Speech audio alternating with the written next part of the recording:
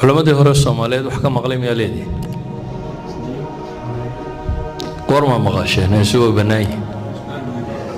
maalin dhaweyd ma wax cusub soo baxay sideedaba heestu iyo gabaygu waxay ka mid yihiin afka marka hore wixii ku xumay wuu xun yahay wixii ku sanna waysan yihiin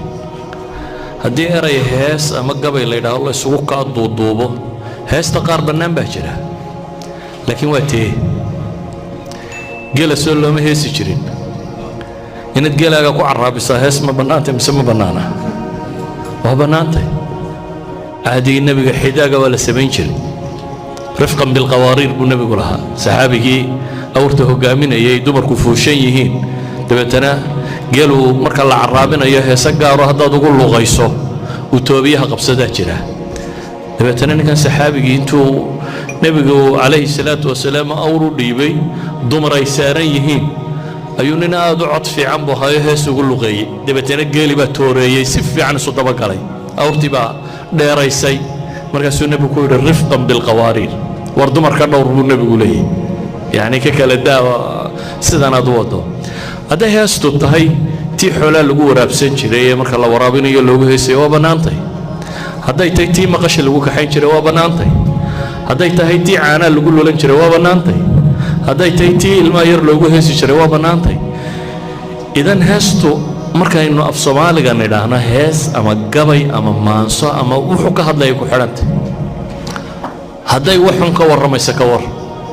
naag baan jeclaaday waa boodiya caddayd waa kan haddaad hees ka dhigto inaanay bannaanayn aad waad garanaysaa waayo wax xun baad ku hadlay adaan heesaynin haddaad afka caadigaa ku tidhaahday ku xumayd soo maaha idan horta sideedaba afka waa af hadduu heesi iyo hadduu gabay yahay iyo hadduu yahay wuxuu ka warramay ku xidhantay haddaba waxbaa jira heesta dheer oo inta heesa layna yidhahdo hoosta laga gelinayo oon dhaqanka soomaaliyeedda kuba jirin waxaan muusiga la yidhaahdo dhaqankii soomaaliyeed gaalkuu la socday soo saa ma ogidin horta dhaqanka soomaaliyeed hidiya dhaqanka kuma jiro muusig safaaraddii ugu horraysay bigilkee la tumi jiray ingiriiskaa watay iyo hindidii la socotay cuudkii iyo kamanka iyo intii la garaaci jirayna qoladii cadan ka timi baa la timi waxaan oo dhammi waa 1950yada iyo 40yada iyo meelaha kan ayaynu ugu bilaabnay wixii ka horreeyey soomaali gabay iyo heesba waa taqaaniyo maanse iyo buraanbur iyo wax la tiriyo waa xaaraan iyo wax xalaal dadka ma hadli jirin hadduu wax xun ka gabiyo u reera isku dirayana waxa la odhan jiray war waa wax xun hadduu geeliisa ammaananayo ama wixiisaan ammaananayo uu ka gabiyana dee looma arkaynin xume waa wax fiican idan luqa ahaan haddaad u jeedaan heesi waa wixii ay ka hadlayso midhahay tirinayso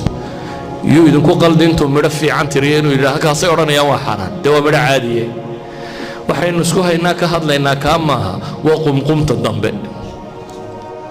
haddii bob marley lagu timo iyo muusiga iyo digdigta iyo macaasifta waa taata laga warramayaa laleeyahay miyay bannaantay mise ma bannaana ta laga hadlayaa waa kaa waxaa kaloo laga hadlayaa waxaan laga hadlayaa hadday tahay hadal xun idan waxaan u malaynayaa waxa xunna waa garanaysaan waxa sanna waa garanaysaane